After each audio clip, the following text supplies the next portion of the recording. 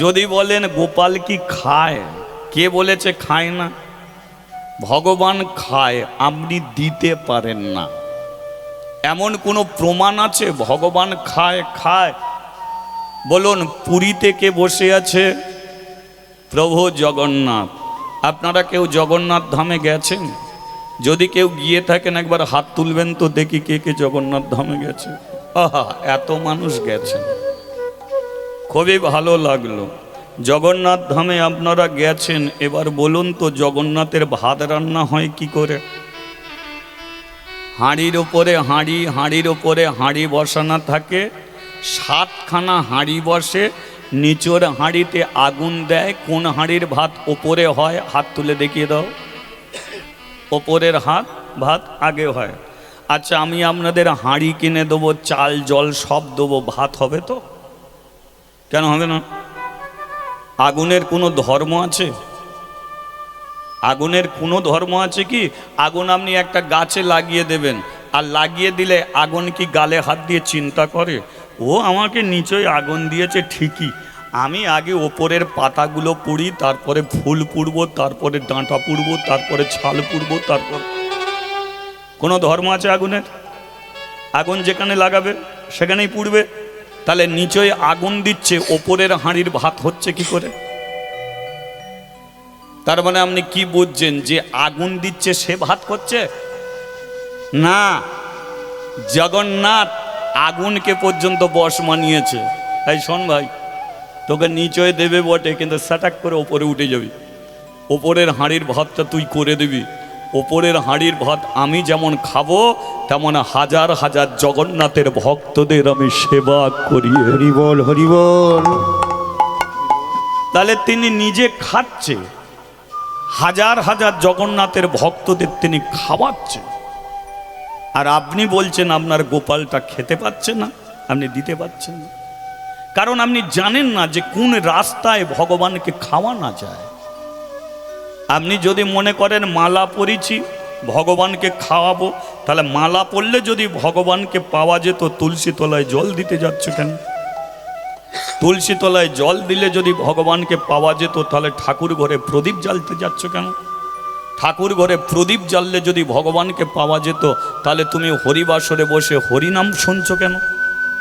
তাহলে আপনি জানেন না কিসের দ্বারায় পাওয়া যায়, তাই আমরা চারিদিকে ছোটাছুটি করছি। তাহলে বুঝতে হবে, আপনি যে মালা পরেছেন ভগবানকে পাওয়ার জন্যে না, এ মালাটা আপনার কোন কাজে লাগে আপনাকে আগে সেটা জানতে হবে। বলুন, একটা ইয়াং ছেলে মালা পরে তিলক সেবা করে হাতে নামের ঝোলা নিয়ে যদি পাকিস্তানে ঘুরে ঘুরে বেড়ায়, পাকিস্তানে ঘুরছে, গলায় মালা আছে, তিলক সেবা আছে, হাতে নামের ঝোলা আছে, পাকিস্তান মুসলিম রাষ্ট্র, হাজার হাজার মুসলমান দেখে তাকে বলবে মুসলমান, বলবে খ্রিস্টান, বলবে চাইনা, বলবে জাপান, জার্মান? না, মালা তিলক দেখে বলে দেবে এ ছেলেটা ভারত থেকে এসেছে, এ হলো একজন হিন্দু, এর ধর্ম হলো সনাতনী, আর এদের ভগবান হলো কলিযুগে সে গৌরাঙ্গ মহাপ্রভু। হরি বল। তাহলে মালা তিলকের দ্বারাই কি হলো? সমাজের বুকে তুমি পরিচিত হলে, তুমি শুধু পরিচিত হলে যে তুমি হিন্দু ঘরের একটা মেয়ে, তোমার ধর্ম সনাতনী, এ মালার দ্বারাই পরিচিত হওয়া যায়। সমগ্র ওয়ার্ল্ডে ঘুরে বেড়াবেন, আপনাকে সনাতনী বলবে, তাহলে পরিচিত হওয়া যায়। এ মালা তিলকে ভগবান নয়। ভগবানকে পেতে গেলে একটা জিনিসের প্রয়োজন, সেটা কি? একমাত্র ভক্তি। কি বললাম? ভক্তি। ভক্তি যার, ভগবান তার। ভক্তি নেই যার, ভগবানও নেই তার। হরি বল, হরি বল। তাকে পেতে গেলে চাই শুধু ভক্তি। তাতে মালা পরো না পরো, তিলক সেবা করো না করো, ধুতি পরো না পরো, প্যান্ট শার্ট বুট পরেও মাছ মাংস খেয়েও ভগবানকে পাওয়া যায়, যদি তোমার মধ্যে তার প্রতি ভক্তি থাকে। ভক্তি করে তুমি বাঁশবাগানে গিয়ে দাঁড়িয়ে থাকবে, যেখানে পায়খানা পেশাব আছে সেখানে গিয়ে দাঁড়িয়ে থেকে ভগবানকে ডাকবে, ভগবান এমন সুন্দর হরিবাসর ছেড়ে দিয়ে বাঁশবাগানে গিয়ে বলবে ভাই তুই কেন ডাকছিস? কিসের দ্বারায় ভগবান বাঁশবাগানে গেল? সে মানুষটার ভক্তিতে গেল, তাই তো? প্রেম গেল, ভালোবাসায় ভগবান সেই বাঁশবাগানে ছুটেছে। তদ্রূপ সবচেয়ে তাকে পেতে গেলে আপনাকে প্রেম দিতে হবে, ভালোবাসা দিতে হবে, তার প্রতি ভক্তি দিতে হবে। হরিবল হরিবল। এর দ্বারাতে তাকে পাওয়া যাবে। সেই জন্যে ভগবান নিজে বলে, ভক্তি যার আমি তার, ভক্তি নেই যার আমিও নেই তার। তাই তো? ভক্তিতে ভগবান।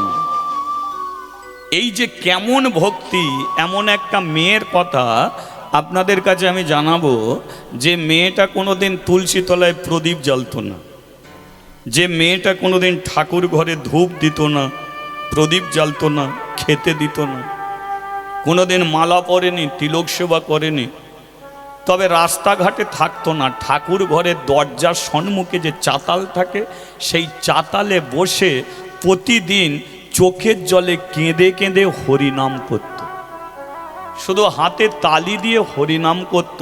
আর ওই মেয়েটাই একদিন বৃন্দাবনে গিয়েছিল, আর বৃন্দাবনে গিয়ে বৃন্দাবনের যে বাঁকে বিহারী আছে, হাজার হাজার মানুষ বাঁকে বিহারীকে দেখতে যায়। কি দেখে? মূর্তি রূপে, পাথর রূপে বাঁকে বিহারী। কিন্তু এই মেয়েটা বৃন্দাবনে গিয়ে রক্ত মাংসের বাঁকে বিহারীকে তিনি দেখেছিলেন। শুধু দেখেননি, ওই বাঁকে বিহারী ভগবান তাকে নিজের হাতে ভাত খাওয়াতো। শুধু ভাত খাওয়ায়নি, সঙ্গে বাঁকে বিহারী মেয়েটার হাতে ধরে 84 কোষ বৃন্দাবন ঘুরে ঘুরে বেড়াতো। ওই বাঁকে বিহারী মেয়েটাকে মা বলে পা দুটোকে নিয়ে সেবা করত। বলুন কিসের দ্বারায়? একমাত্র হাতে তালি দিয়ে ভক্তি করে হরিনাম করত। বুঝেছেন? আজকে সেই লীলা শুনবেন। আপনার বাড়িতে বসেও, রাস্তাতে দাঁড়িয়েও যদি হাতে তালি দিয়ে ভক্তি করে হরিনাম শুধু করেন, কোনো মন্ত্র বলতে হবে না, যাগযজ্ঞ করতে হবে না, এই হাতে তালি দিয়ে হরিনাম করলেও ভগবানকে পাওয়া যায়। হরিবল হরিবল। মেয়েটার বাড়ি কোথা ছিল? বেনারস, কাশী। আর ওই কাশী ধামের একটা 5 বছরের মেয়ে, যার নাম হলো মাদ্রি। কি নাম বললাম মা? আমার সঙ্গে কথা বলবেন, ওই তারই তো আমি বলেছিলাম যে সব কাছাকাছি আসবেন। মাদ্রি। এই মাদ্রি প্রমাণ করে দিল যে ভক্তিতেই থাকে ভগবান। তার শোন, আমি কৃষ্ণ দাসী মাদ্রির কথা বলবো। আর মাদ্রির কথা কেন বলবো? এই মাদ্রির কথাকে জানলে আপনিও বুঝে নিতে পারবেন যে তাকে পেতে গেলে সেফ শুধু ভক্তিরই দরকার।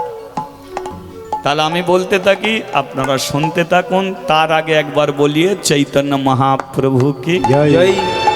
নিতাই চাঁদ কি জয়, রাধা মাধব কি। জয়।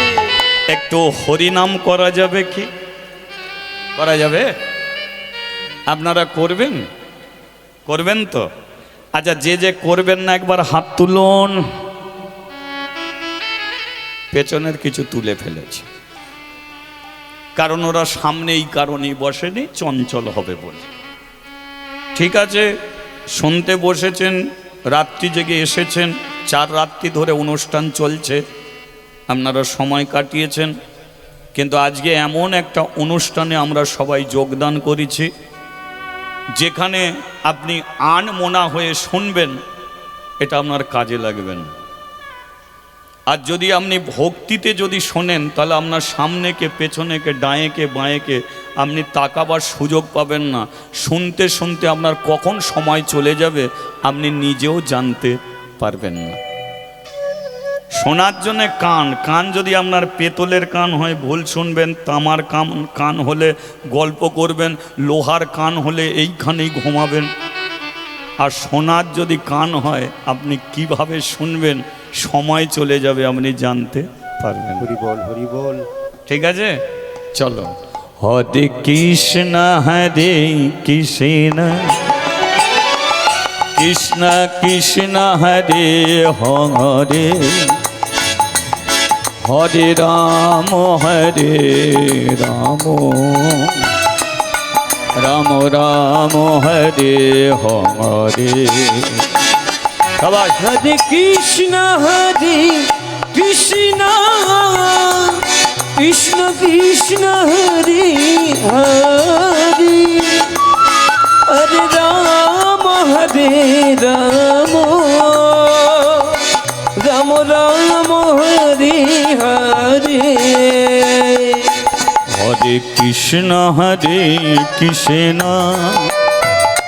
কৃষ্ণ কৃষ্ণ হরে হরে,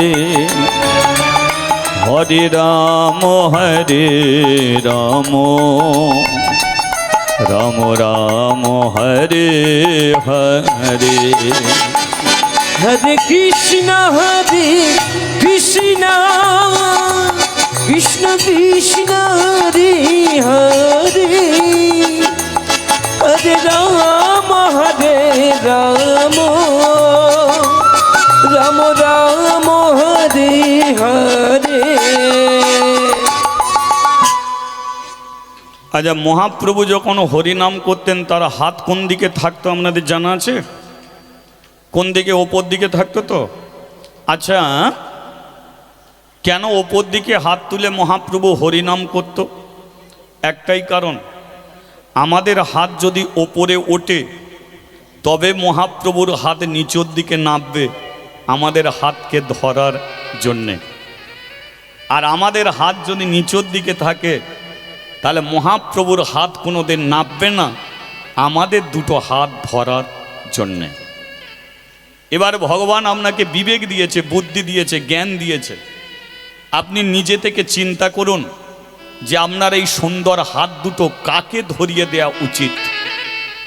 আপনি যদি চোরকে ধরান সমাজের বুকে আপনি চোর হবেন, নেশাখোরকে ধরালে সমাজের বুকে আপনি নেশাখোর হবেন, জুয়াখোরকে ধরালে আপনি জুয়াখোর হবেন, মদখোরকে ধরালে আপনি মদখোর হবেন। আর যদি ভগবানকে হাত ধরাতে পারেন তাহলে আপনি কৃষ্ণ ভক্ত হবেন, পরম আপনি হরি ভক্ত। হরিবল হরিবল। তাহলে আপনার নিজের বিবেক, নিজের বুদ্ধি, নিজের জ্ঞানের দ্বারা আপনারা নিজেরা বিচার করুন যে হাত চোরকে দেবো না ভগবানকে দেবো। আমি শুধু এইটুকু বলতে পারি, যারা ভগবানকে হাত দুটো দিতে চায় তারা উপরে হাত তোলো, বাকি বাদ রাখো। দেখি কে কে। সবাই দিয়ে দিতে চায়? তুই সামনে বসে আছিস, তুইও দিয়ে দিবি?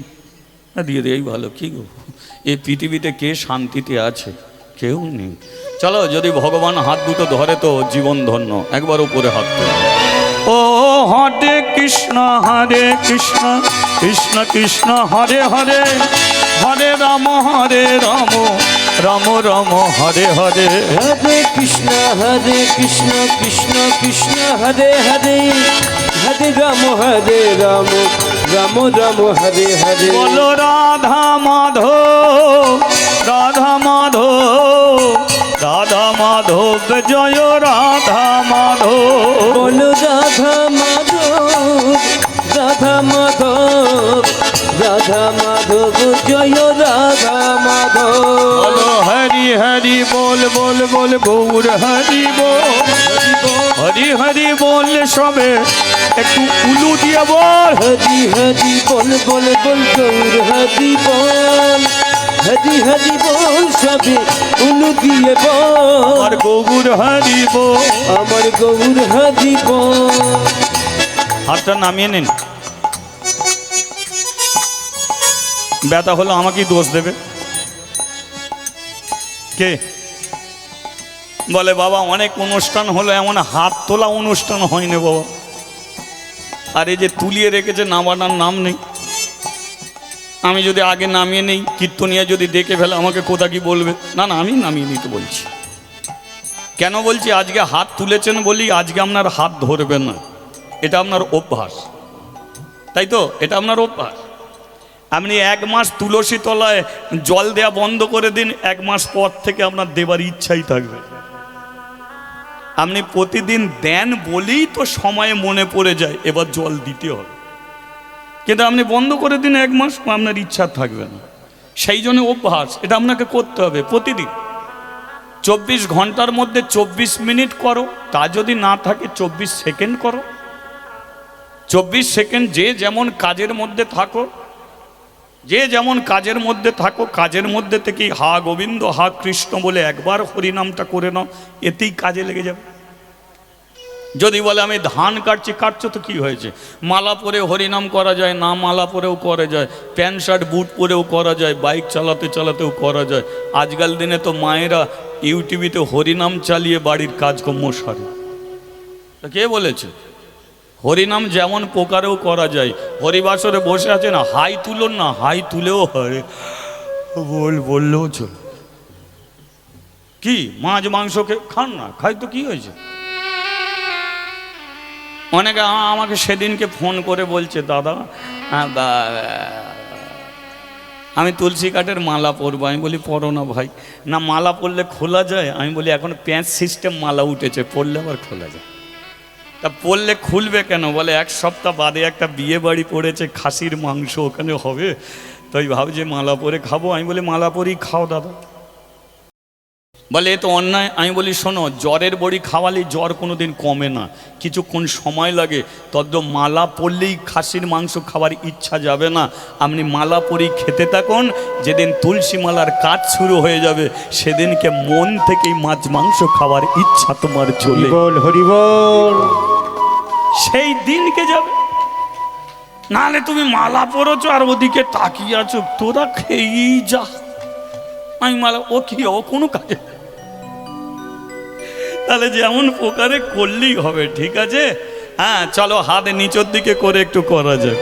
বলো রাধা মাধব, রাধা মাধব, রাধা মাধব জয় রাধা মাধব। বলো রাধা মাধব, রাধা মাধব, রাধা মাধব জয় রাধা মাধব। বলো হরি হরি বল বল বল গৌর হরি বল, হরি হরি বল সবে গৌর হরি বল। হরি হরি বল বল বল গৌর হরি বল, হরি হরি বল সবে গৌর হরি বল। বল জগন্নাথ বল দেব সুভদ্রায় জয় জগন্নাথ। জগন্নাথ বল দেব সুভদ্রায় জয় জগন্নাথ। বল জগন্নাথ, জগন্নাথ বল রাধা মাধব, বল রাধা মাধব, বল গৌর নিতাই, বল গৌর নিতাই, গৌর নিতাই। বল গৌর নিতাই। আরেকবার দিয়ে দেন চৈতন্য মহাপ্রভু কি। জয়।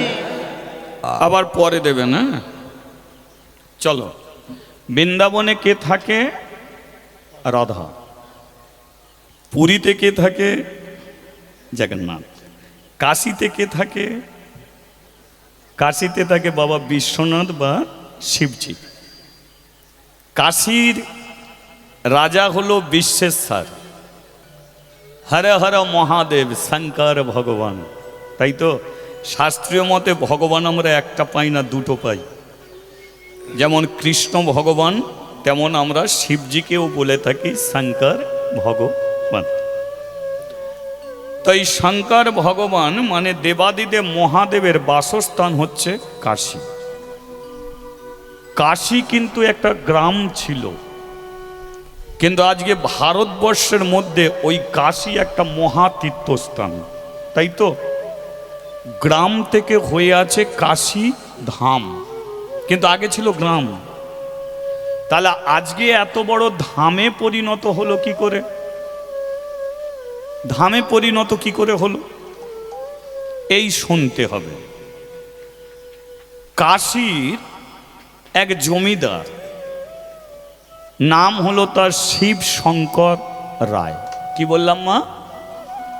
হ্যাঁ, তিনি গোটা গ্রাম ঘুরে ঘুরে বেড়াতো,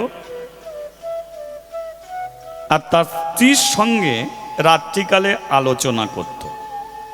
আলোচনাটা কেমন ছিল যে জানো গিন্নি, কাশী গ্রামে সব আছে, কিন্তু এই গ্রামে কোনো একটা মন্দির নেই। তা আমার বড় ইচ্ছা এই কাশিগ্রামে আমি একটা মন্দির করব, কিন্তু অত তো টাকা পয়সা আমার নেই। তো সেই জন্যে ভাবছি এবছর অর্ধেকটা করব, আর পরের বছর কমপ্লিট করব। কিন্তু স্ত্রী বলছে না, যে কাজ একবার শুরু করবে সেটাকে শেষ করবে। কেন না, এবছর তুমি কমপ্লিট করতে পারলে না, অর্ধেকটা করে রাখলে। মানুষের মন হচ্ছে দুটো, একটা কুমতি আর একটা সুমতি। আজকে তোমার সুন্দর মন হয়েছে, তাই তুমি অর্ধেকটা মন্দির করে রেখে দেবে। পরের বছর যদি মনের পরিবর্তন ঘটে যায়, তাহলে কিন্তু এ মন্দির আর কেউ করতে পারবে না। সেই জন্যে শুরু করলে শেষ করো। জমিদার বলে উঠল, আমি তো শেষ করতে চাই, কিন্তু এত টাকা পয়সা আমার কাছে নেই। স্ত্রী বলে উঠল, আমার তো সোনার জিনিস আছে, আমার কানের আছে, গলার আছে, হ্যাঁ আমার তো সোনার জিনিস আছে। তুমি মন্দিরটা শুরু করো না, টাকা পয়সা কম পড়লে সোনার জিনিস বিক্রি করে দেবে, কিন্তু আমি বলে দিচ্ছি মন্দির কমপ্লিট করতেই হবে। জমিদার বলল, সোনার জিনিস তুমি যদি দিয়ে দিতে পারো তাহলে আমি কেন করতে পারবো না, চলো কাল থেকে শুরু করে দেবো। তাহলে জমিদার কি করলো, তার স্ত্রীর সোনার জিনিস নিল। স্ত্রী বলে দিল, যতদিন না মন্দির কমপ্লিট হয় কোনোদিন তুমি আমার তারে দামি শাড়ি আনবে না, আমি ছেঁড়া কাপড় পরে ঘুরবো। তা আচ্ছা, কিন্তু মন্দির যেন কমপ্লিট হয়। হরি বল, হরি বল। জমিদার আর জমিদারের স্ত্রী উভয় দুজনে মিলে অক্লান্ত পরিশ্রম করে কাশিগ্রামে একটা মন্দির করলো। সেই মন্দিরে এক পূজারী ব্রাহ্মণকে নিযুক্ত করলো নিত্য পুজো করার জন্য। নিযুক্ত করলো একটা ব্রাহ্মণকে। এবার ব্রাহ্মণ কি করে, নিত্য পুজো করে। আর কাশিগ্রামের বৌঝিয়েরা মন্দিরের চাতালে বসে হাতে তালি দিয়ে হরিনাম করে। বোঝা গেল? তাহলে মন্দির হয়েছে। সেই মন্দিরে প্রতিষ্ঠিত করেছে শঙ্কর ভগবানকে। পূজারী নিত্য শিবের পুজো করে, আর কাশিগ্রামের বৌঝিয়েরা মন্দিরের চাতালে বসে হাতে তালি দিয়ে হরিনাম করে। চলুন আমরা একবার কাশী ধামে ফিরে যাই। হ্যাঁ, সেই মহাধামে কি ঘটছে আমরা যাই। মানে ঠিক সিনেমার মতো এক বছর ধরে বন জঙ্গলে করে করে সব তৈরি করে আর একসঙ্গে বেঁধে নিয়ে চোখের সামনে ছেড়ে দেয়। তেমন আমরা এখানে বসে আছি, চলো আমরা কাশীতে গিয়ে কি হচ্ছে সিনেমার মতো দেখি। পূজারী ব্রাহ্মণ পূজা করছে আর কাশিগ্রামের বউ ঝিয়েরা চাতালে বসে হরিনাম। আপনারা একটু করবেন নাকি? করবেন? চলো। গোপাল গোপাল গোবিন্দ গোবিন্দ, গোপাল গোপাল গোবিন্দ, গোপাল গোপাল গোবিন্দ গোবিন্দ, গোপাল গোপাল গোবিন্দ, গোপাল গোপাল গোবিন্দ, গোবিন্দ, গোপাল গোপাল গোবিন্দ, ও গোপাল গোপাল গোবিন্দ, গোপাল গোপাল গোবিন্দ। জয় গোবিন্দ জয় গোপাল, কেশব মাধব দীন দয়াল। জয় গোবিন্দ জয় গোপাল, কেশব মাধব দীন দয়াল। দীন দয়াল আমার গিরিধারী লাল, দীন দয়াল আমার গিরিধারী লাল, দীন দয়াল আমার গিরিধারী লাল, দীন দয়াল আমার গিরিধারী লাল। এসব মাধব দীন দয়াল। ও দীন দয়াল আমার গিরিধারী লাল, কেশব মাধব গিরিধারী লাল। জয় গোবিন্দ জয়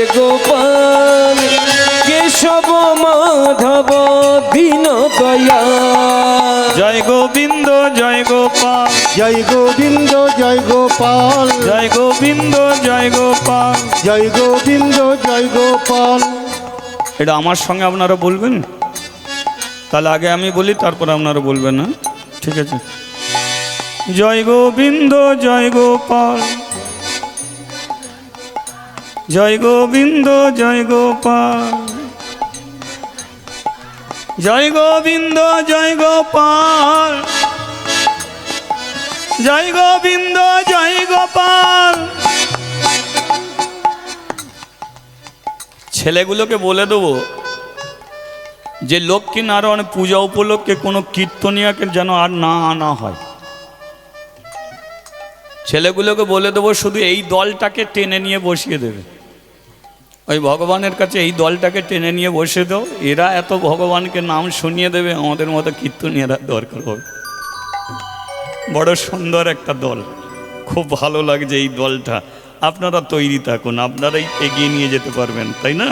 খুব ভালো লাগলো। চলো চলো।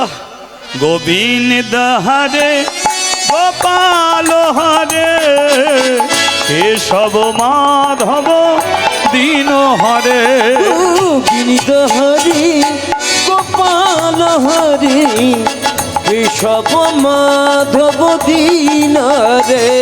গোবিন্দ হরে গোপাল হরে, কেশব মাধব দীন হরে। গোবিন্দ হরি গোপাল হরি, কেশব মাধব দীন রে। জয় গোবিন্দ জয় গোপাল, জয় গোবিন্দ জয় গোপাল, জয় গোবিন্দ জয় গোপাল, জয় গোবিন্দ জয় গোপাল, জয় গোবিন্দ জয় গোপাল, জয় গোবিন্দ জয় গোপাল, জয় গোবিন্দ জয় গোপাল, জয় গোবিন্দ জয় গোপাল, জয় গোবিন্দ জয় গোপাল, জয় গোবিন্দ জয় গোপাল, জয় গোবিন্দ জয় গোপাল, জয় গোবিন্দ জয় গোপাল, জয় গোবিন্দ জয় গোপাল, জয় গোবিন্দ জয় গোপাল, জয় গোবিন্দ জয় গোপাল, জয় গোবিন্দ জয় গোপাল। জয় গোবিন্দ জয় গোপাল। বলিয়ে রাধা রমন কি। জয়। খারাপ লাগছে কি? ভালো লাগছে তো? তাহলে আবার মন্দিরে আসা যাবে তো? যাক, তোমরা খুব হরিনামে মেতে গিয়েছিলে, সংসার তো তোমাদের আছে, তাই না? যাও, যে যার বাড়ি যাও। তবে প্রসাদ নিয়ে কিন্তু বাড়ি যাবে। হ্যাঁ, পূজারী ব্রাহ্মণ কি করলো? পূজা শেষ করে সবার হাতে হাতে প্রসাদ দিল। প্রসাদ দেবার পরে প্রসাদ পেতে পেতে কাশিগ্রামের বউ ঝিয়েরা মন্দির ছেড়ে বাড়ির দিকে পা। পূজারী ব্রাহ্মণ পেছন থেকে একটা শিক্ষা দিল। শিক্ষাটা কি? শোনমা, মন্দিরের চাতালে বসে যেটা করলি এটাকে সঙ্গে নিয়েই কিন্তু বাড়ি যাবি। মাঝে রাস্তায় যেন ছেড়ে দিয়ে পরচর্চা পরনিন্দা করতে করতে যাবি না। তাহলে এই যে ঘন্টাখানেক ধরে মন্দিরের চাতালে বসে নাম করলি না, ও রাস্তার মাঝখানে যদি পরচর্চা পরনিন্দা করিস তাহলে এই 1 ঘন্টা নাম তোর বেকার হয়ে যাবে, ওটা কোনো কাজে লাগবে না। তাই পরচর্চা পরনিন্দা করতে করতে বাড়ি যাস না। আর আমি জানি ভালোভাবেই আপনারা হরিনাম শুনে বাড়ি যান, কি কোনো পরচর্চা করতে করতে যান না, এটা আমি জানি। হ্যাঁ, করে করে ও সময় আমাদের ওদিকে হরিনাম শেষ, দল বেঁধে মেয়েরা ঘরে যাবে, আর যেতে যেতেই শুরু, দিদি শুনেছিস টেপির মায়ের কি চলছে? বলে টেপির মায়ের কথা বাদ দে, ভজুর বউ কালকে পালিয়ে গেছে। বলো হরিনাম আর আছে? সেই জন্যে তোদের বলে দিচ্ছি মা, যে নামটা করলি এই নামটা নিয়ে বাড়ি যাবি, বাড়িতে বাচ্চা বাচ্চা ছেলে আছে তাদের কানে দিবি। আমি বলে দিচ্ছি একদিন তোদের আর শুধু মন্দিরে আসতে হবে না, দেখবি তোর ছেলে মেয়েরাও হাতে ধরে মন্দিরে এসে তালি দিয়ে হরিনাম। হরিবল হরিবল। বিন্দু থেকে হয় সিন্ধু, তাই তো?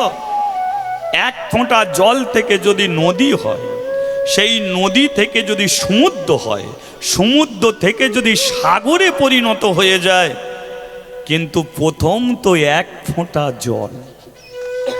সেই জল থেকেই যদি সাগর হয়ে যেতে পারে, তাহলে তুমি কেন পারবে না? একটা হিন্দু সনাতন ধর্মের মানুষ যদি মনে করে হাজার হাজার অমানুষকে সে মানুষ করে দেবার ক্ষমতা রাখে, তাহলে তুমি কেন পারবে না তোমার পরিবারকে হরি নামের পথে টেনে আনতে? তুমি পারবে। চেষ্টা চালিয়ে যাও, হবে একদিন না একদিন হবে কৃষ্ণ ভক্ত পরিবার সংসারে আসবে। বলি একবার রাধা রমন কি জয়। হ্যাঁ, কথাগুলো খুব ভালো লাগলো, তাই করব। ঠাকুর মশাই বাড়িতে ছেলে মেয়েদের নাম দেবো। পূজারি মন্দিরে রয়ে গেল, আর মন্দির ছেড়ে কাশিগ্রামের বৌঝিরা বাড়ি চলে গেল। কিন্তু মন্দিরের সিঁড়ির নিচেতে একটা 5 বছরের মেয়ে এসে দাঁড়ালো। মেয়েটা দাঁড়িয়ে ডাকছে, ও বাবা, বাবা, ও বাবা। পূজারি মন্দির থেকে নেমে এলো। ডাকছিস কেন? কি হয়েছে? বাবা, মা সকালবেলা স্নান করলো, তুলসী তলায় জল দিল, গলায় কাপড় দিয়ে প্রণাম করলো, কিন্তু আর তুলসী তলা থেকে উঠতে পারেনি। মানে মায়ের তুলসী তলায় বসে আছে, হাত দুটো এইরম করে জড়ো করে বসে আছে। মা আমার তুলসী দেবীকে প্রণাম করছে, কিন্তু সকালে প্রণাম করতে বসেছে, দুপুর হয়ে গেছে, এখনো প্রণাম করছে। তুই ডাকেনিস? ডেকেছি, শুধু ডাকিনি, মাকে গিয়ে ঠেলে দিয়েছি। মা তুলসী তলায় মুখ থুবড়ে পড়ে আছে, কিন্তু হাত দুটো তখনও প্রণাম করছে। তোর পাশের বাড়ি তাদের ঘরেও ডেকেছি, কি বললো?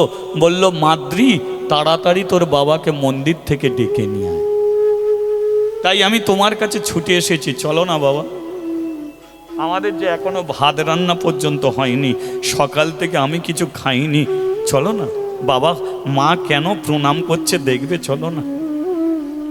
বাচ্চা মেয়েটা জানে না যে তার মা মরে গেছে, কিন্তু পূজারি জানে যে তার স্ত্রী আর বেঁচে নেই। বাচ্চা মেয়েটাকে নিয়ে বাড়িতে এসেছে।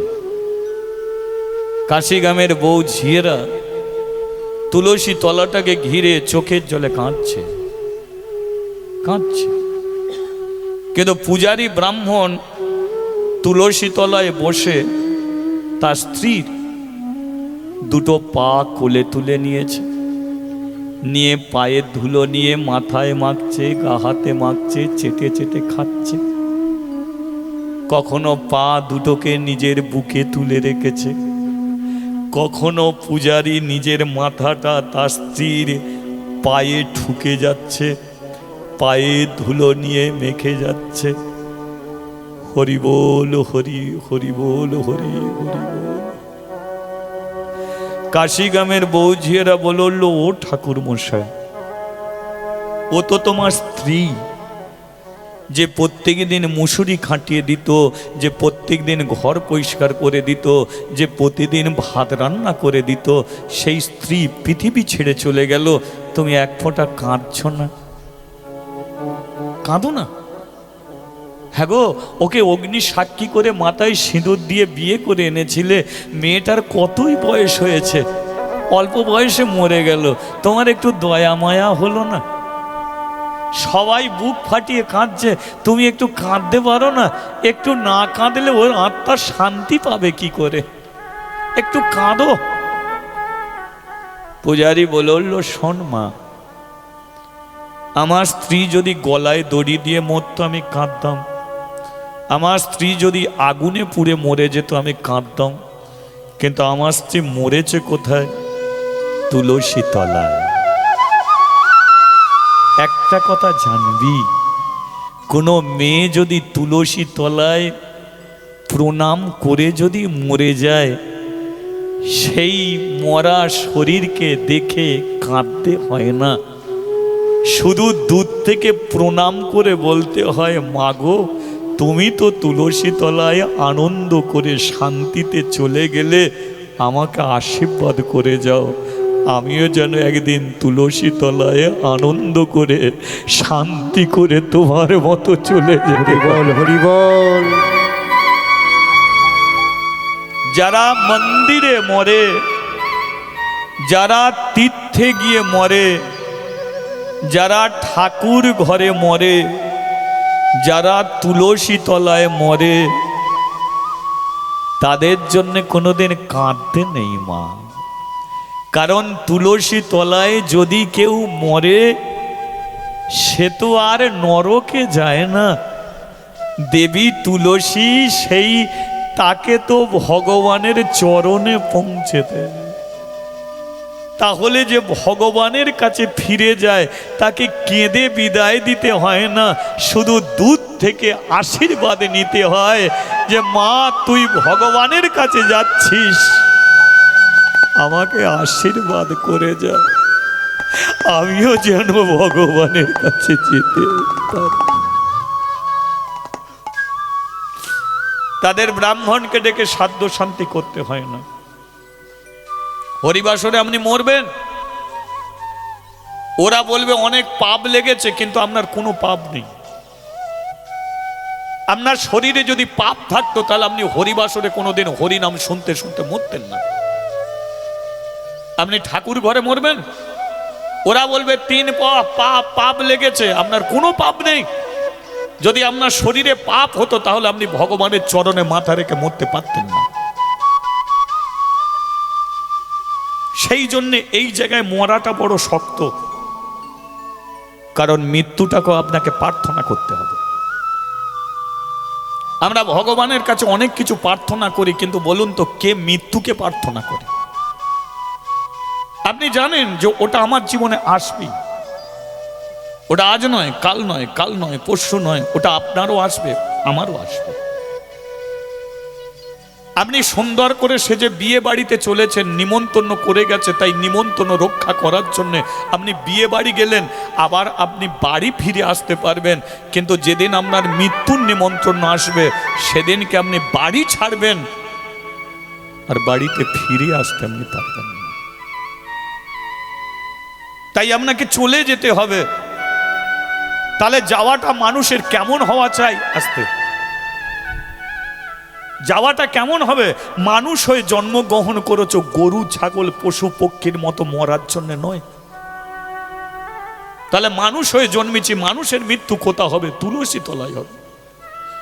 মানুষের মৃত্যু ঠাকুর ঘরে হবে, মানুষের মৃত্যু হরিবাসরে হবে, মানুষের মৃত্যু তীর্থে গিয়ে হবে।